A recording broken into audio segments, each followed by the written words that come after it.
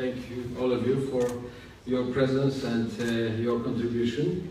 And of course, it would be difficult to sum up this debate because this is such a huge subject, but I would like to start with some remarks. The first, I'm very grateful to Burisma, the owner of Burisma, Nikolai Buchewski, and his right hand, Vadim Pożarski. Applause is expected. I would like to say also that Burisma for me, and that is why I'm inside Burisma activities, is an example of the best what we can offer for Ukraine today. That is more than 1,000 years. But the statehood of Ukraine is very weak, it's very short. In the history, Ukraine had very short periods of independence, sometimes it was only months. That is the main question, how to establish such strong statehood in 21st century. And what Burisma is doing, that is to use own resources, the gas in Ukraine.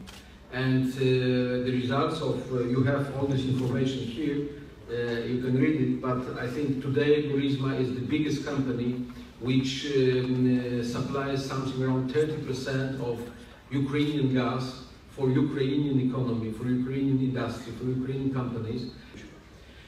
And now some words about the topic of our conference. And I have such impression after this interesting discussion that this is the next of typical paradox of 21st century.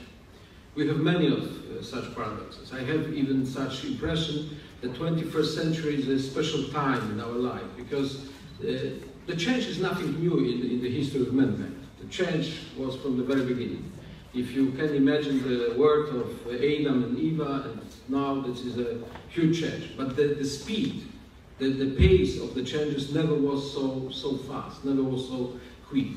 And that means that to be prepared for all these changes is very difficult.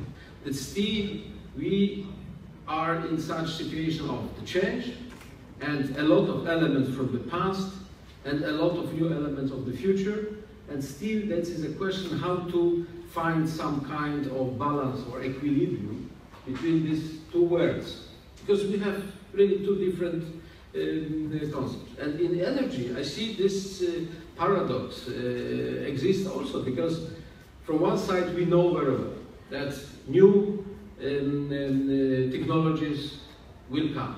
We have the increasing role or renewables. Really, this information that some who said 2 weeks ago, 90% of energy in Germany was coming from wind, solar, etc. In Germany. It's great. It means that that's the direction. So we have new technologies, we have new possibilities, we'll have a lot of new devices which need less energy, not more. Cars, but not only. We have also what was discussed in this panel discussion, increasing role of the consumers, this so-called democratization. And the consumer, which will be probably in the future also partly the producers of the energy, they will change the situation. After 3 hours, the situation was much more complicated. But after 7 hours, my wife and myself and even my dogs understood that that is impossible to live. That is something what we are absolutely for that not prepared. And even having mobile phones, etc., all these iPhones, iPads, etc., we have a problem because you know the battery is charged. Yes, it's necessary to charge. The battery is almost finished. So I tell you, without electricity, and if some terrorist attack will go against all this system of the energy,